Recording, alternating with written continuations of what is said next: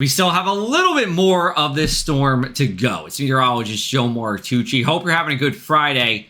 And we are still talking about some wind and flooding early on our Friday morning, just in Ocean County through 7 a.m. Otherwise, for the day, it's spotty showers with a gusty northwesterly wind.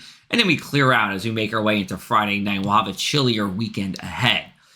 Our winds are still going to remain strong as we go into early Friday morning, especially in Ocean County.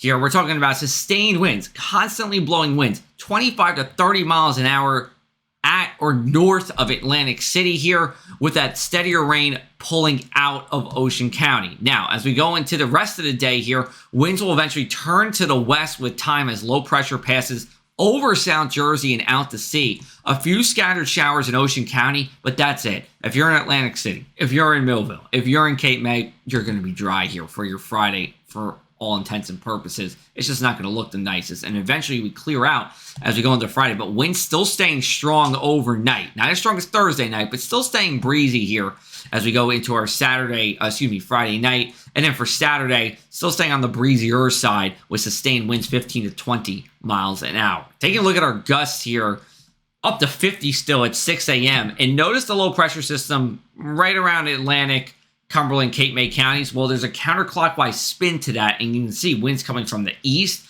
in Ocean County. Then they're coming from the south in Cape May County. So pretty interesting to actually get that here over New Jersey. But wind gusts are going to go from strong to just breezy as we go into our Friday afternoon. Wind gusts will be in the 30s here. We can get up to 40 perhaps overnight. I think the model's overdoing it a little bit, but gusts certainly in the 30s as we go into our Friday night here. And then Saturday to see wind gusts more 25 to 30 miles an hour.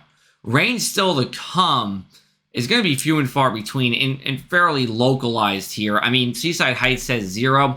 It's possible it could be 0. Could also be a few tenths of an inch. The point of the story is the further north you are, the wetter you are. You see more of those greens there. Model's still showing a little bit of rain in Millville, but again, I think most of your day is going to be dry here.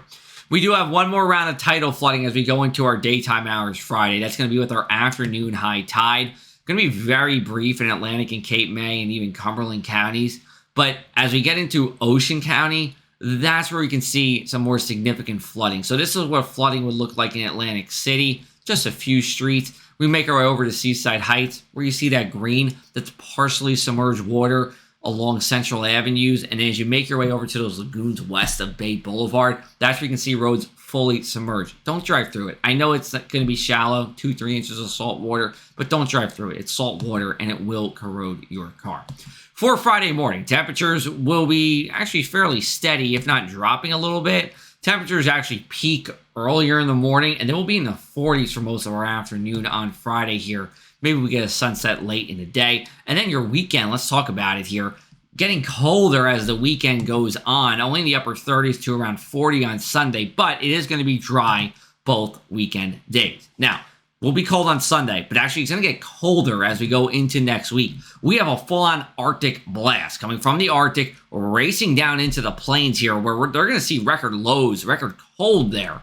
And then by the time it gets to the 23rd and into Christmas Eve and Christmas, some of that cold's going to make it our way. And it does look like as we go into Christmas or the 26th and 27th, high temperatures probably not going to get above freezing. Let's look at the next 7 days, though. Temperatures do get above freezing for our high temperatures, below freezing at night. It's a slightly cooler than average pattern, but nothing to write home about in terms of it being excessively cold.